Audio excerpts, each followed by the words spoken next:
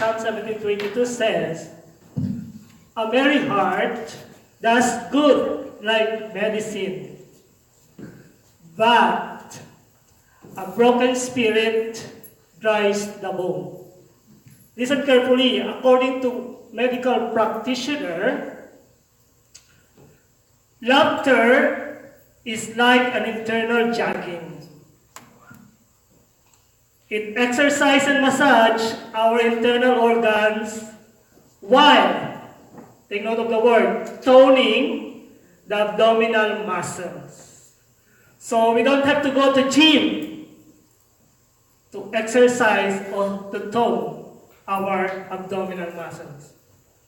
Okay, before anything else also, is there any testimony among our mates today that proves that God is alive? That God is good? Anybody? Nobody? Anyone who wants to testify? Okay, maybe you need some joke. You miss my joke? Nobody wants to request, so I volunteer myself. Okay? Who is the greatest babysitter in the Bible? Anybody? Who is the greatest babysitter in the Bible? Miriam. Miriam? Jesus. Not really? Jesus. Not that much. Who is the greatest babysitter in the Bible? Remember, it's a joke. Don't take it seriously. Give up? It's David. Why David? He rocks Goliath into a deep sleep.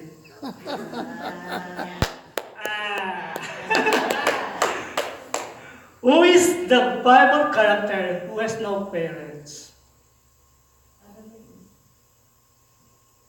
Who? Melchizedek? Adam and Eve? No.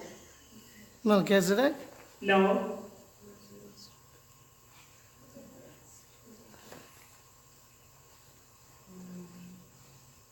Diba? Joshua. Joshua, the son of Nun. One last. What kind of man is Boaz before he got married?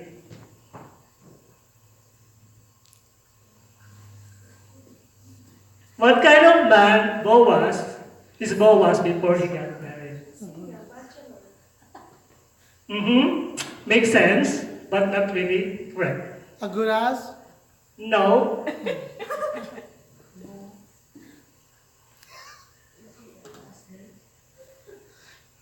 What kind of man Boaz is before he got married? The clue is there before he got married.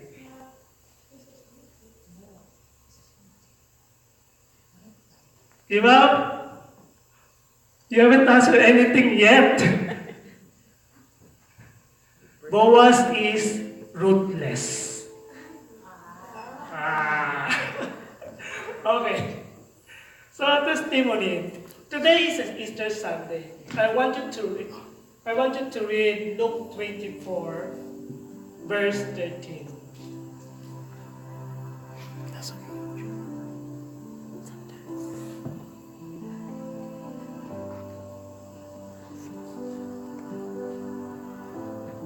Okay. Luke 24, verse 13. This event happened during the first Easter. Now behold, two of them, he's referring to two disciples, were traveling that same day to a village called Emmaus, which was 7 miles from Jerusalem. And they talked together of all these things which had happened. So it was, while they conversed and reasoned, that Jesus himself drew near and went with them. But their eyes were restrained, so that they did not know him. And he said to them, "What kind of conversation is this that you have with one another as you walk and are sad. Then the one whose name was Cleopas answered and said to him, Are you the only strangers in Jerusalem, and have you not known that things which happened during these days? And he said to them, What things?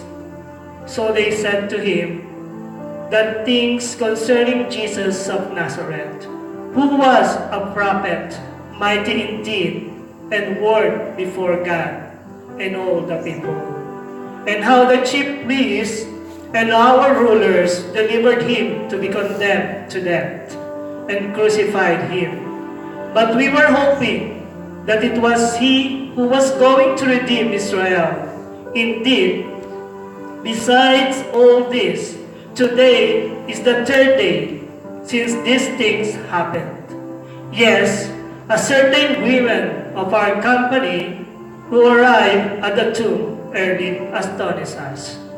When they did not find his body, they came saying that they had been also seen a vision of angels who said that he was alive. And certain of those who were with us went to the tomb and found it just as the women had said, but him they did not see. Then he said to them, O foolish ones, and slow of heart to believe, in all that the prophets have spoken, ought not the Christ to have suffered these things and to enter his glory? And beginning at Moses and all the prophets, he expounded to them in all the scriptures the things concerning himself. Then they drew near to the village where they were going, and he indicated that he would have gone farther. But they constrained him, saying, Abide with us, for it's toward evening, and the day is far spent. And he went in to stay with them. Now it came to pass, as he sat at the table with them, that he took bread, blessed and broke it, and gave it to them. Then their eyes were opened, and they knew him. And he vanished from their sight. And they said to one another, Did not our heart burn within us, while he talked with us on the road, and while he opened the scripture to us? Bless the name of the Lord as we read his word. There are a few points I want to share with you on these verses that we have read. First point, Jesus himself drew near as these two disciples walked and conversed and reasoned about Jesus. You may have a situation today that requires Jesus himself to draw near to you. Second thing I want you to see in this person.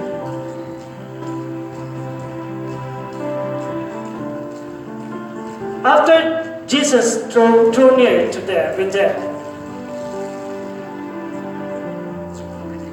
the things that speak volume to me is that he opened the scriptures. Same thing with us. We can open the scriptures. He opened the scriptures and expounded all things concerning Jesus, or concerning himself, from beginning at Moses and all the prophets. Then after that, the third thing that speaks to me is that when they reach the place where they are at home, they ask Jesus to stay, and Jesus make a fellowship with them. But do you notice when was the time these two disciples recognized Jesus? After they invited Jesus, when he broke the bread and shared it, their eyes were open. God or Jesus himself take control when they invited at their home. He shared himself to the disciple. I have a personal testimony on this. Why is it like it's a big deal to God, this breaking the bread, this communion? 7 years ago, my doctor said that I am at the stage or level of pre-diabetes because I have the history. I cannot escape from it. That's what's the doctor explanation to me. So she told me, she gave me a challenge. I came to the doctor and they gave me a kind of very sweet juice to drink. And then after 2 hours, they tested my blood sugar and it reached like 6.7. And the doctor told me, for you to be called as diabetic, you have the level of 7. But each single point, really a big deal. And you are now 6.7, so you better watch out with your diet. All the while, I said to myself, Lord, this could not be. Reasoning that I am not so much like those sweet things. I don't like ice cream that much. I do take ice cream, but I don't eat ice cream. I do eat cake, but not that much. I'm not so craving. I don't have cravings in sweets. But the doctor said, you must watch out the diet. So from then on, I watch out my diet. And then after 4 years from there, the doctor told me to have another test. And this test, kind of bad news because the doctor said you reach 7.1, which is over diabetic already. You need to have maintenance. According to the government, you need it. But I said, I don't want doctor. I don't want to take a medicine. And then she said, no, you cannot. This is a government order. When you reach 7, you have to take your maintenance. And then I asked, doctor, are you saying that it's for my whole life? The doctor said, yes. In my spirit, I don't believe that I have that. It's like a curse for me that needs to be broken. So I asked the doctor, what kind of medicines are you going to give to me? She said, metformin or something like that, good for 3 months. Then I come back after 3 months and she will give me more. I said to myself, okay, for the sake of following you, I will take this medicine. And I get back home, but I keep on praying. I keep on declaring God's scriptures given to us, given to me, that by His stripes we are healed. And then, all the while doing this kind of diet and everything, I feel like still uncomfortable, especially when I'm taking that medicine. I experienced a lot of side effects. The more I took it, because it lowered down your sugar level, your blood sugar, it keeps you hungry. And when you didn't eat because you're on diet, and you're so conscious about your diet, it will give you worse condition. So I start to stop. I did not continue my medicine after a month. And I keep seeking the Lord, the scriptures, what God says to me. I said, Lord, there must be another way to heal my sickness. I am not diabetic, I said to the Lord. So at that time, I continue reading the scriptures, and then come along, I get focused on some preachings about communion. Same thing what Jesus did when He was recognized by these 2 disciples. The communion. God is so honored to us, for us to do this communion. He has a great respect on this. As you remember, whenever we have communion in the church, Pastor Davis always read that scriptures from 1 Corinthians 11:24-25. Taking the communion, the bread, take, eat it. This is my body, which will be given for you. Do this in remembrance of me. And drink from this cup, which is shared for you. A covenant in my blood. Do this in remembrance of me. But at the bottom of that chapter, going down further, you will have that message read as verse 30, I believe. It says, "For this reason, many of you become weak, sick, and sleep." In the Bible, when you say sleep, that is dying. From that verse, I have a revelation that it said, "For this reason." What is that reason? Because some people taking the communion unworthily. Because some people are hungry to get that communion, to feed their flesh. That is unworthy for God. And taking that communion unworthily, they will get weak, sick, and sleep.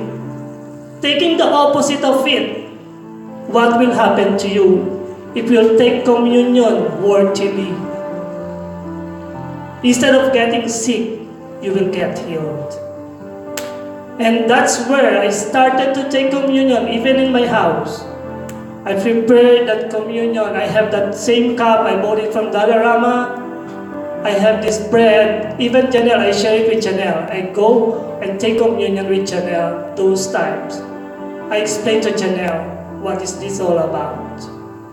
And from there, I always claim, "Jesus, in remembrance of you, I take your blood and flesh and body to share, to get healing. By your stripes, I am healed." I know that some of you are going through some trials, whether in health, in relationship, in your financial. God is alive. There is hope in Him.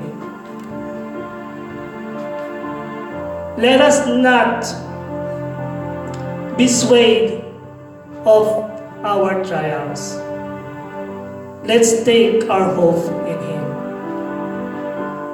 Because Jesus is alive.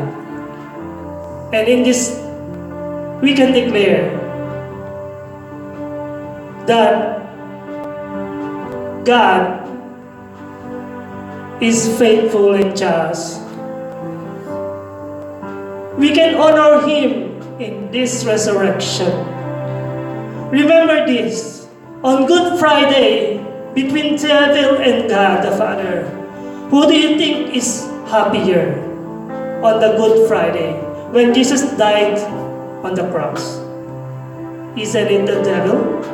Because he thought he won the battle. But today, it's an Easter Sunday. Who do you think is happier? God the Father or the devil? It's God the Father. Because we have the victory.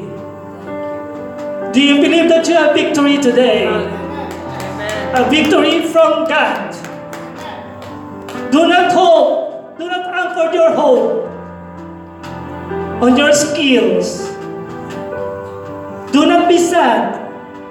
We have the victory. Do not be depressed, because God is alive. And we can declare, our Redeemer lives. Amen. To God be the glory.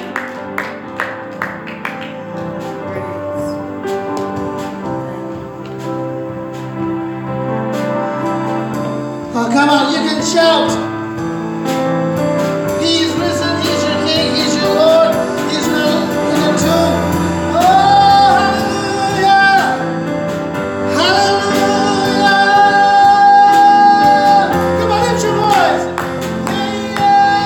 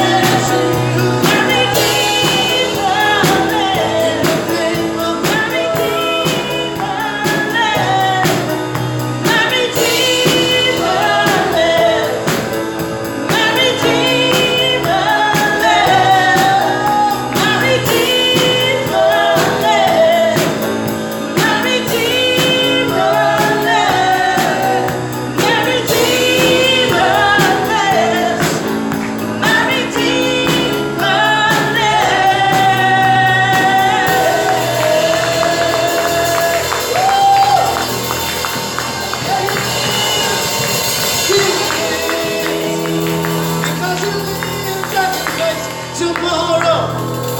We can sing, we can shout, we can magnify His name, because He's coming again. He's no longer in a tomb. He's coming, He's coming, He's coming, riding on our White House. He's coming with His sword drawn.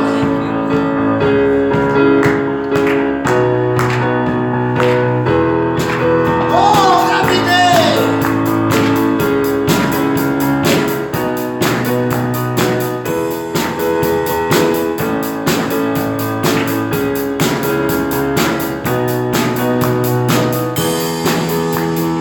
Sit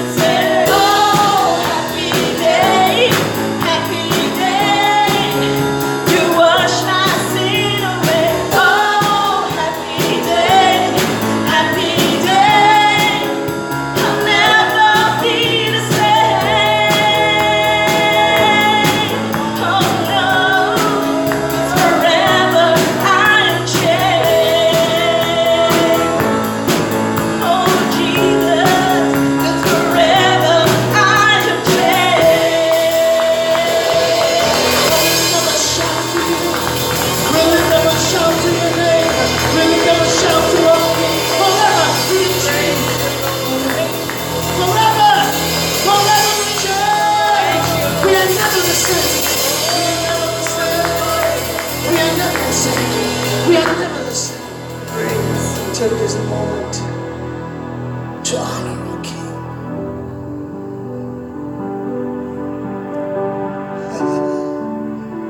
Jesus, the name that is above every other name. That at the name of Jesus, every knee will bow, every tongue will confess. You are Lord. Lord, we thank you for the honor and the privilege that we can use our lips to honor you. We can use our lips and our bodies to say, God, you're worthy.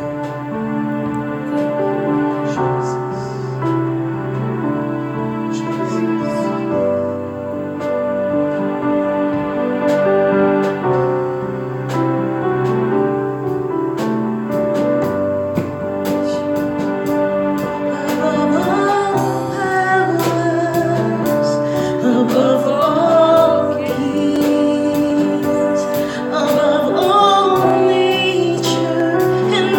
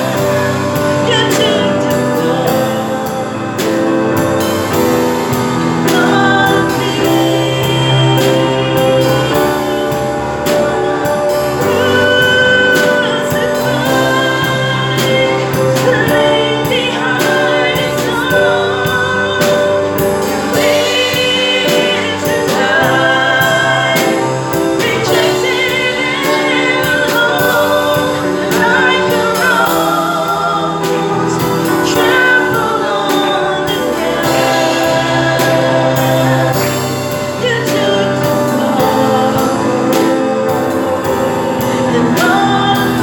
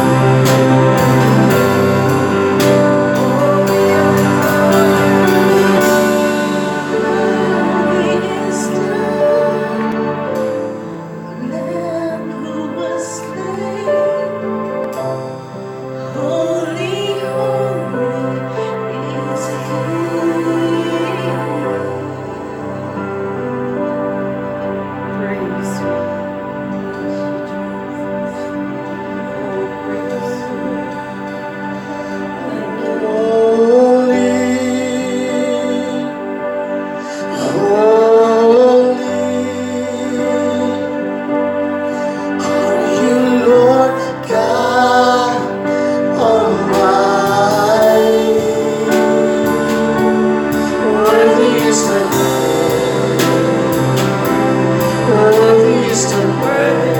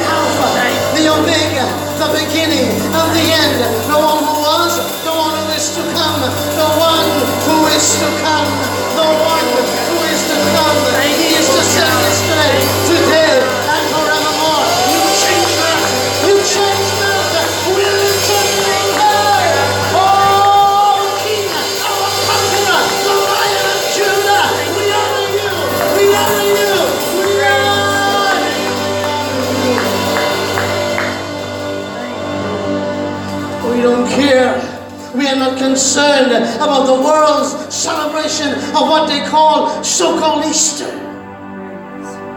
We are celebrating the death, the burial, the resurrection. Whether you believe it or not, I am telling you, He rose from the dead by faith.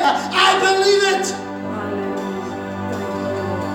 He is seated at the right hand of God the Father. And He's coming back. He's coming back for me. He's coming back to rescue me out of this sinful world. He's coming back. He's coming back because we would have conquered the earth. We would have conquered. We would have conquered. We would have conquered. We would have overcome sin. We would have overcome poverty. We would have overcome lack. We would have overcome sickness. We would have overcome that no good for nothing devil.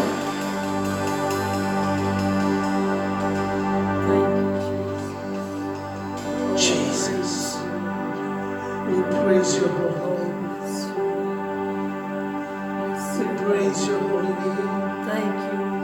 Well, I thank you for your authority this evening. I thank you for your anointing. This is an indication that you are no longer in that tomb. Lord, the strong, heavy power and presence among us is an indicator that you're alive. Praise And you are working in us. You are working through us. You are working through WTBC. You are working through us. You are working in our finances. You are working in our young people. You are working in our media ministry. You are working in our worship ministry. You are working in our leadership. You are working. You are working. You are leading. You are directing. You are alive. You are alive. You are alive. Oh God, I thank you. You're alive in me. You're alive in me. You're alive in me. You're alive. You're still healing. You are still opening prison doors. You are still knocking on the hearts of men and women. You are still joining. You are still speaking. You are not dead. You are not dead. You are no longer in a tomb. You are no longer wrapped in those grave clothes. You are alive. You are alive. You are alive. And we praise you. We praise you. I thank you that you rose from the dead. Because you rose. Because you overcame. We can overcome today. In the 21st century. We can overcome. We can overcome in 2018. So I prophesy to you, finances, you have not seen me yet. I prophesy to you, high cholesterol, you have not seen the real me. I prophesy to you, marriage, you have not seen the real me. I prophesy to you, my children, you have not seen the new you. Oh God, we will live, we will live, we will live in abundance, we will live in